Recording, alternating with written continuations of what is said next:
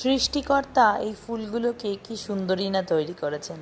কাশ এরকম একটা শক্তি আমারও থাকতো। যাই হোক, হ্যালো সবাইকে। অনেক দিন পর আবার একটা রিল পোস্ট করছি। আজকে ছিল একটা চূড়ান্ত ব্যস্ততার দিন।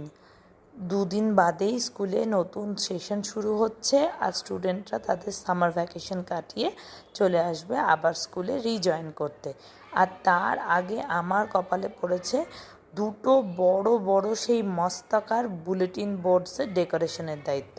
কারণ আমি যেহেতু ওই ক্লাসের ক্লাস টিচার, তাই ক্লাস টিচারকেই ওই সমস্তটা ডেকোরেট করতে হবে। আর আমার এমনই কপাল, সৌভাগ্য না দুর্ভাগ্য বলা যাবে না, আমার বুলেটিন বোর্ডগুলো ছিল অসম্ভব বড়।